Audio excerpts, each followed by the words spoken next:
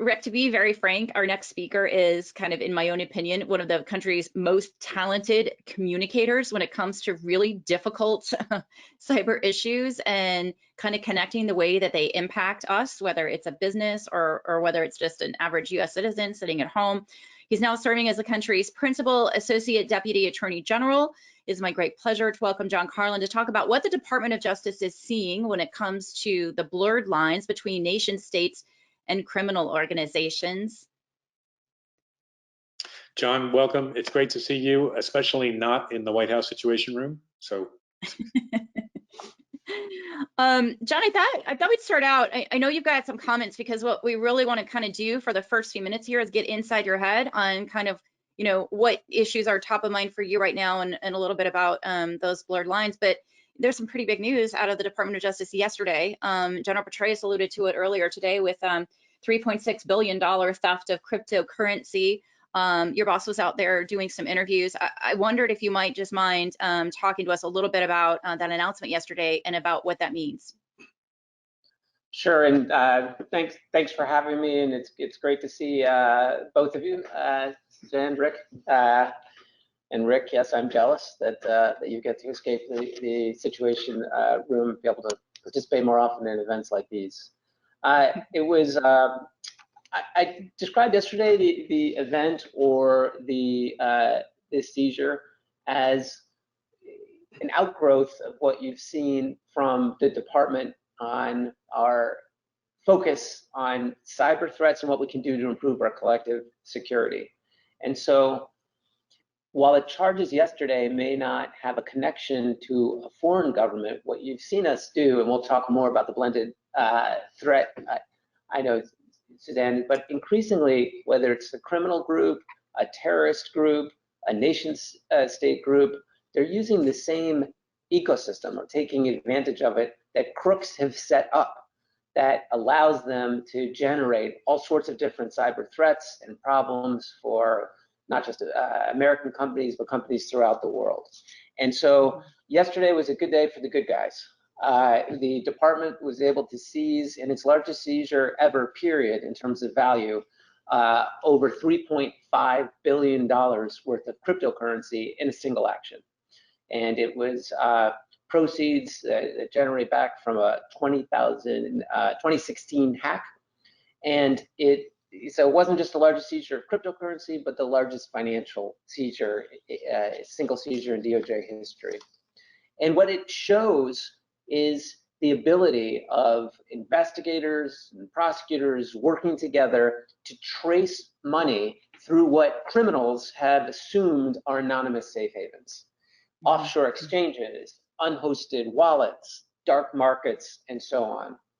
And we've been focused on building this particular capacity because it cuts across the national security and criminal cases, and we want to flush out, essentially, the crooks out of this ecosystem.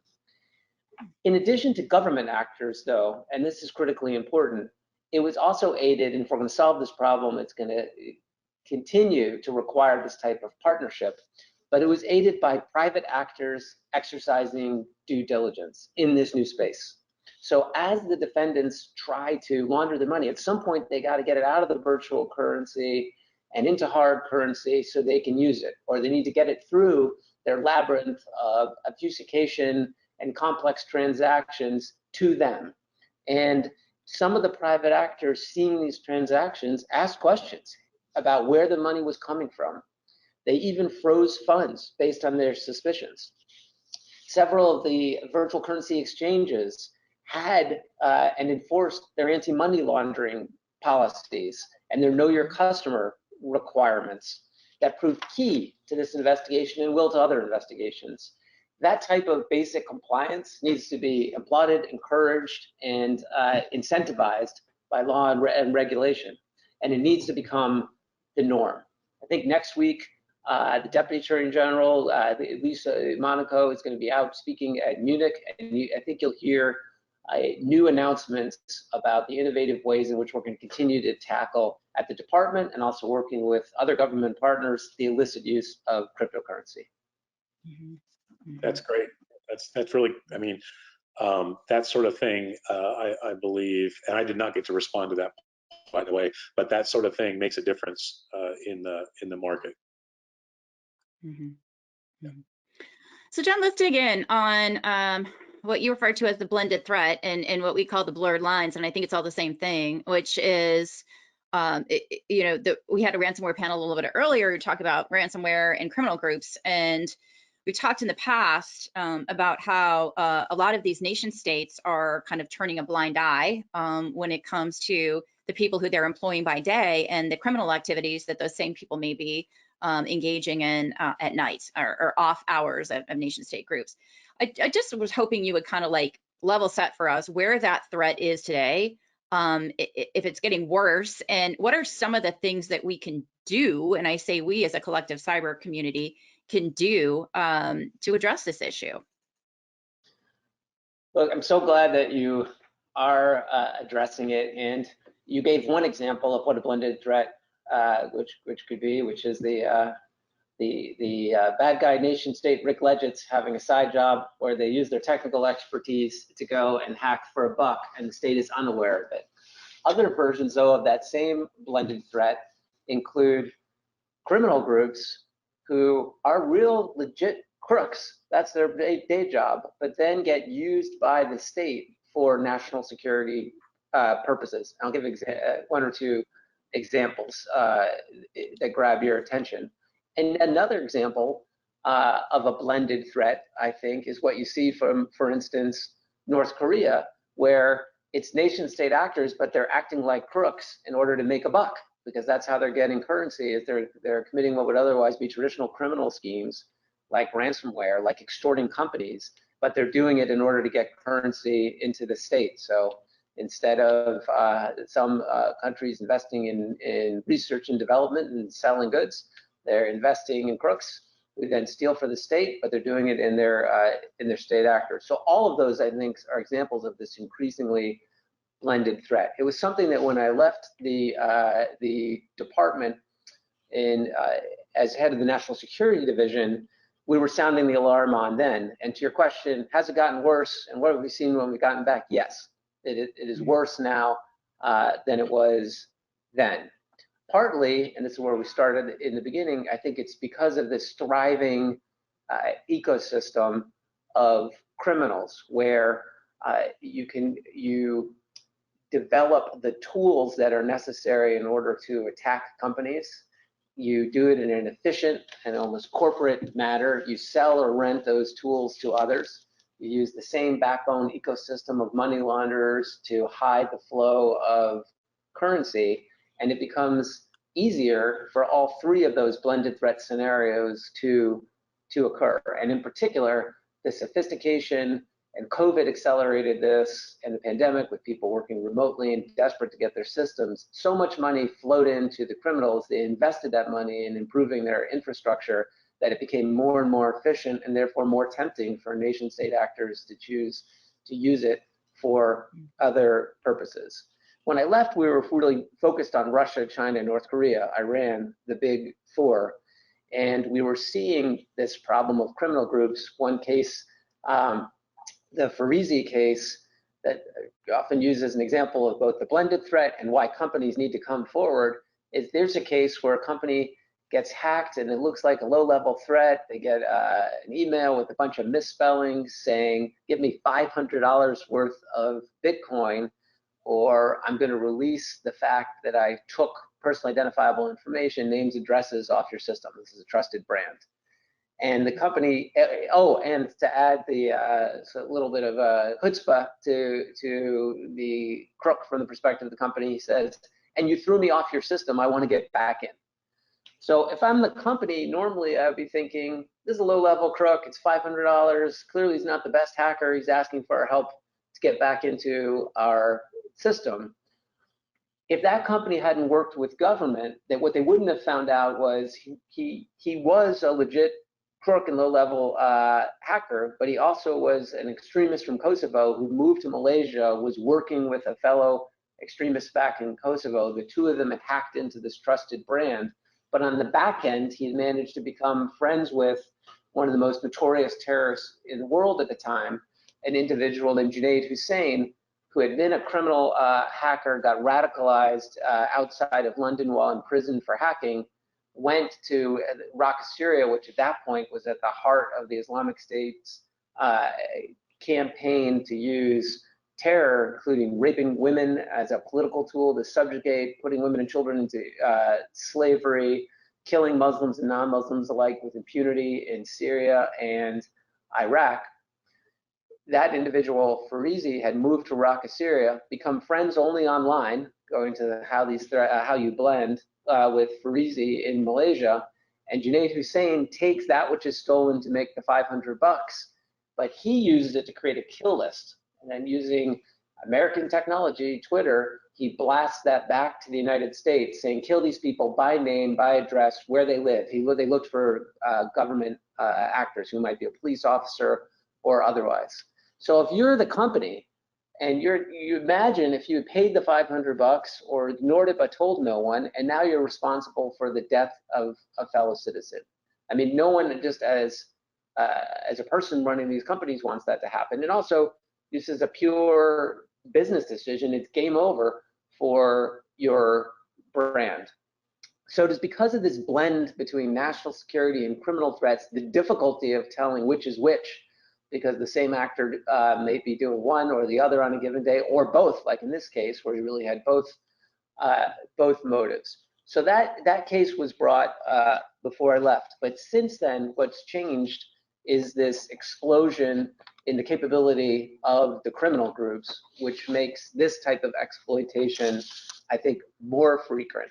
So what are we doing about it, or what are we trying to do about it? That's why I think you're seeing such urgency in the amount of resources being poured into the trying to disrupt the whole ecosystem and use all of the tools at our disposal, including the use of the criminal justice system to put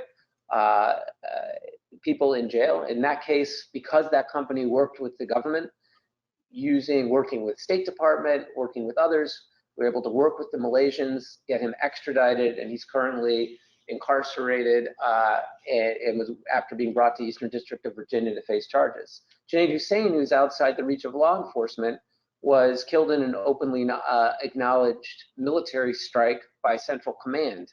So that's really many different tools, including international partnerships, to address a threat. So you're seeing us continue to use that approach. But what about with transnational organized crime and its growth? What we see when a hospital goes down, or like Colonial Pipeline, we see a threat that affects our power grid. In those cases, we're trying to use new techniques. So we will still try to arrest and hold accountable the individuals involved. We'll also work with foreign partners, so under their own laws, they may never come to the US, but they can be arrested. But we're also doing things like, in the seizure that we started off with demonstrates it, or another example is the Colonial Pipeline. They're doing it because of the money, so let's go get the money. So if we can track the money back, even when we can't bring a case because it's outside of our jurisdiction, another country won't cooperate, or we can't find the individual, we go and seize the proceeds from the wallet. And it also is an incentive for victims to report, because you may be able to get your money back if you report quickly. You've also seen us seize keys. So in other words, there's a specific tool when your system is encrypted, and that's the basis of the extortion campaign, and to go seize the key from the bad guy that allows you to unlock that which is encrypted and get your data back. Now you have no motive to pay, and you can get your system back up and running. You've also seen us deploy a new method where we often work closely with the Department of Homeland Security and others. If we, through the investigation, figure out how a bad guy is getting into your system, to push that so you can patch your system, so you can fix it, so you can learn how to protect yourself. But in some cases, we're unable to reach the companies, or maybe they're too small and they don't realize that the patch exists. When we see a massive botnet that is thousands and thousands of compromised computers compromised through malware in the same way, and we know how they're doing it and can exploit that infrastructure, what you've seen us do through court order is push the patch so that we can shut down that otherwise that essentially cyber weapon of mass destruction that's there for rent for other bad guys to use, even when we disrupt one group. So that's another example of a new approach. Structurally, we created, when it came back to the department with the new administration, in March, we created the Ransomware and Digital Extortion Task Force, or RAID. Someone who's better with acronyms than me. I usually come up with just incomprehensible mouthfuls. But the RAID task force, and that's one of the ways when it comes to ransomware that we're able to focus our resources and use all of those new tools. And many of the cases that we've described came out of that approach. We're also bringing in cyber fellows. So for those listening in the audience, we have a new class, and this is the new initiative for the next generation of prosecutors, where we really want to, because of the blended threat, we want those prosecutors to serve in our national security division and then in the criminal division, so they know the full range of tools and authorities that can be used to combat cyber threats. We do not want to stovepipe. We want to be as nimble as the adversary is, and that means thinking across our traditional lines. Similarly, we started a civil fraud initiative, civil cyber fraud, which is the idea of, and we want to be as noisy as possible, including to some of the folks listening, that we're going to use our civil enforcement authorities to hold companies who work with the government financially, contractors, etc., accountable if you fail to adequately follow cybersecurity standards. And the point is not to bring those cases,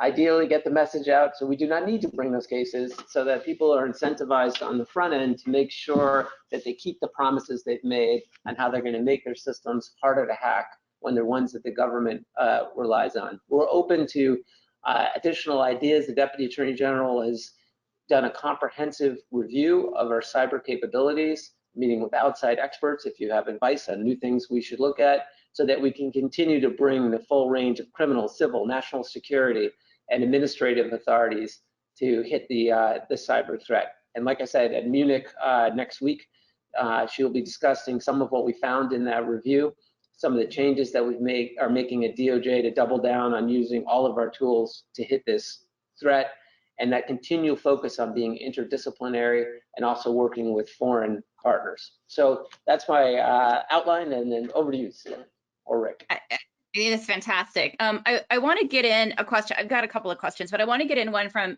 General Petraeus, who had asked this a little bit earlier. And you touched on a little bit of this in your opening comments, but I did think people are fascinated by the whole idea of how you were able to go after and retrieve the Bitcoin from that Colonial pipeline had paid to hackers. So you mentioned some of the different ways where you're tracking the money. Tell us a little bit more about that if you can. Well, without, I don't want to give up too much on how we're tracking it, so we can keep tracking it. So, but I'll go back similar to the one that we did today, which is to say the very strength of blockchain that allows it to be effective. It also creates certain advantages for law enforcement. So the case that we're talking about today, we're talking about activity that occurred over 6 years ago. The blockchain record is there forever. I mean, that's part of the advantage of blockchain in providing assurance on the transaction. It also means that by applying analysts, prosecutors, working with technical experts, it increases our ability to be able to track that chain. And the ultimate vulnerability, I think there have been methods that folks have been using, including wallets that are not on unhosted, so-called unhosted wallets that are not on exchanges, tech where they think that they are being anonymous. But I think what we're showing is that those techniques are not as foolproof as the crooks assumed. And it goes similar. I remember Rick and I talking about this at a different phase of the cyber challenge, but when we first brought the case against 5 members of the People's Liberation Army and identified them by face and name, prior to that, I think there was an assumption that you're just it's just fingers on a keyboard, and you'll never be able to see that masked face behind the keyboard. And so part of getting deterrence out there and stopping this activity is demonstrating through action that that is not the case. Mm-hmm. That's a very good point. And I think, I remember back in the days, oh my gosh, Rick, we mentioned it earlier, we met 10 years ago, which we're just going to forget that part. But it was way back then. I think Kevin Mandia, his company before, I believe he sold up FireEye, had identified the specific building in China where people, were actually launching hacking campaigns. And I think it's that kind of visibility that allows people to understand there is a real place where this is happening. There are real people and real faces behind it, to your point. I want to ask you one more question, and I'll be quiet and let Rick have a turn. But you mentioned that this particular administration with the Department of Justice has an interesting approach on ransomware. You're trying to encourage people to reach out and share information so that you can identify blended threats or things that perhaps organizations that are the victims of hacking can't identify on their own. But it also happened, I think it was last year, maybe the year before, don't date me, but the DOJ was putting a little more pressure on companies to decide whether or not to pay a ransom. So I'm wondering, is it sort of, carrot and stick that DOJ now has this attitude of, if you cooperate with us and come to us right away, the likelihood of you being prosecuted for paying any ransom might diminish. Is that fair? Yeah, let me break that down a little bit. So to be quite explicit, our message is, yes, come in, report. We can help you. We can help you because in cases we've shown we can get the key back so you don't have to pay. We can help you because if you do have to pay, we've been able to get the currency back. We can help you so you can recover the harm. We can help you because we can give insight, just like we've done for years in kidnapping cases, as to, is this really a group that if you pay them, you will get anything back in return when you're making the decision? We can also help you in terms of, are there tactics and techniques? We've seen this group before. Some of these groups, they're not after the ransom. They're actually after something else, and they're still in your system. And so you can help and assist by saying, warning a company of a threat. And I've seen that both in government, but also when in the private sector, helping some of the largest companies through some of the largest hacks. I've seen it from that side, how, and not everyone chose to come in, but that those that did, one case that actually I remember specifically, the government did have the key, and we were working. So our client chose to come in, and we got the key. The other client chose to pay and didn't go in, and had told us that, and they ended up losing, in that case, upwards of $10 million that you could save by having come in and provided the key. So that's all, I guess, to use your analysis on the carrot side. It is also true that, to use the Freezy example of a terrorist, that to make a payment to a terrorist intentionally could potentially be a crime. If you go in and have talked to someone at the FBI, there's not, and they don't say that, oh, you're paying a terrorist. And presumably most companies would choose, if they knew that it was a terrorist to whom they were paying the money, not to make the payment. That if you don't get warned off, you're not going to have the intent that you do material support to terrorism. The Treasury Department has a different enforcement regime.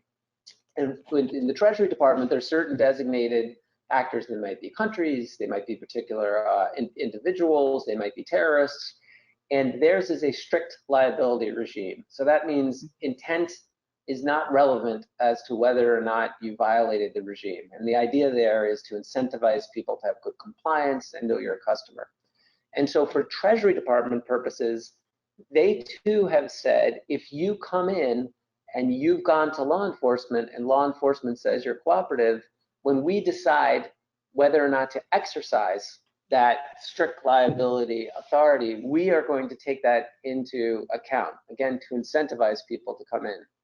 Lastly, I'd be remiss if I didn't say that, I also believe we're at such a stage, because of the blend of criminal and nation state threats to our public safety, that we should be moving where, and I actually think it would help most of the private sector who hates having to make this decision, in my experience, that we have mandatory reporting. And I know there's legislation pending on the Hill to do just that. So we need to have mandatory reporting so that it's easy for you to make the decision if you're a company as to what to do. And on the back end, we need to make sure that we can use that which is reported by all of the relevant agencies who need to go combat that criminal group or terrorist. But what we don't want to do, the companies are the victims. The bad guys are the groups that are hacking them, and we don't want to re-victimize the victims. While at the same time, we do want to encourage you, ahead of time to have the best security practices that you can. Mm-hmm. Not re-victimizing the victims is a really good point. I think it's one that'll resonate well in the private sector. So, John, earlier you mentioned that or you indicated that you're focusing on ransomware and that sort of thing. Does that mean that you've moved off of the Russia-China hybrid groups, or you're still working on those as well? Russia-China. Yeah, I'm glad you asked for clarity. Absolutely not.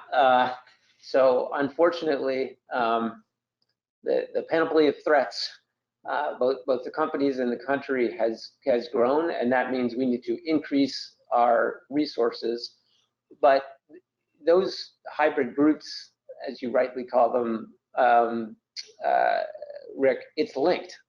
So depending on the type of mischief, it might be it's someone in a uniform on their day job collecting intelligence or using cyber means to affect essentially an offensive operation like a military operation. But often what we're seeing is one of the advantages of cyber is the difficulty of attribution, and so they leverage it behind it may look like a criminal group, or they may actually use a criminal group and say, to give an example of Russia, one of the largest hacks we had, this was dated a little bit now, but of Yahoo, which stole hundreds of millions of email addresses. The guy who did it was an honest-to-goodness crook. So he did things like he would use his hack and access to redirect people to an erectile dysfunction site. And then when you're typing for something else in Yahoo, and then you get a percentage of the proceeds, not a national security threat. But that same actor, he was leveraged by Russian intelligence, ironically, after we had asked for their cooperation in arresting him because he was one of the FBI's most wanted cyber criminals at the time. They then used that information, and this predates our current situation, but they used this information to search for information and targets in Ukraine, in the US, so they exploited it for intelligence or national security purposes. So it's not either or, but increasingly, in order to address the threat of Russian or Chinese actors, you also need to go and look and have a deep understanding of the criminal ecosystem. And like I said earlier, with with North Korea, they are committing the crime. So, and then with Iran, what I think you've seen dating back again for years now, including the first time we brought such a case, the denial of service attacks against the financial sector, that they were leveraging. It was IRGC coordinated, but what they were leveraging was existing criminal groups in order to effectuate the nation state end. And then the next day, the criminal groups were back to their normal activities. Right. So it'll be interesting to see, and I'm not asking you to comment on this because you probably can't, but given the recent Xi Putin communique, it'll be interesting to see whether cooperation extends down into the criminal groups, Chinese and Russian working together. Yeah, that actually hits on a point that Sandra Joyce, I think, made earlier, Richter, in your panel on ransomware, which is it's really important to be able to get to the safe havens where a lot of this activity is happening. And it'd be interesting to talk about what DOJ is actually able to do, because a lot of it is diplomacy and sort of flexing muscle from the White House as well, and sort of all of these actions coming together. Let me work in just a quick question from Eric Geller at Politico. We do have a number of reporters on the call today, and I just want to reiterate that this conversation is on the record, and we're glad you're here with us because these are important issues we're tackling. Eric's question, he says some people want Congress to authorize Treasury to sanction exchanges for not complying with things like know your customer or know your client best practices. Would you support this idea, and would it help crack down on negligent exchanges that are turning a blind eye to ransomware payments? I defer, I guess, to Treasury on the specifics of Eric's questions, but I think we need to explore all the different levers that we could pull in order to best encourage people to be responsible, know their customers, report suspicious activity, and see if we can come up with the right mix of tools to do it. And circling back to the case that we started with, I think that's a $3.5 billion example of why that can be such an effective approach. And that ultimately, having that confidence and faith and security that virtual currency exchanges are ones that can be used safely and are not the haven of criminals, money launderers, terrorists, will be both good for the public safety of those affected by their schemes and hacks, but also will be part of seeing, for those who want to adopt it, digital currency thrive is going to be reaching that state where it can be used safely. Mm-hmm. I think we're just running almost out of time here. I do want to mention that Freezy case that you talked about is something that you and I talked about years ago when I interviewed you for a State Secrets podcast. The book, I think, also has that example in it, Dawn of Code War, which we have up on our bookshelf. And you probably won't plug it yourself, but it's a fantastic read. Really brings home, I think, in a way that is very easy to understand how this cyber threat has evolved and where it's coming from. So really appreciate that. Rick, any last minute questions before we give John the chance to lead us out with some closing thoughts? No, I think this has been great, John. Thanks. Really interesting. All right, John, any closing thoughts? Again to both of you. No, thanks again to both of you. I saw the amazing agenda that you have today, and what we're seeing here as well is the mission of educating folks on what is a continually evolving threat is so important. I know from government, we're keen to get new ideas from the private sector. So thank you. Thank you very much for joining us. We really appreciate having you. John Carlin is Principal Associate Deputy Attorney General at the U.S. Department of Justice. Thank you for your time today, sir. All right, so now it's time for another caffeine run. We'll be back in 5 minutes to welcome Dmitry Alperovich as he leads a discussion with General Keith Alexander, Sue Gordon, Chris Krebs, and General David Petraeus on why what happens in Ukraine will not stay in Ukraine and how a potential invasion of Ukraine by Russia could also affect your business. Back in a minute.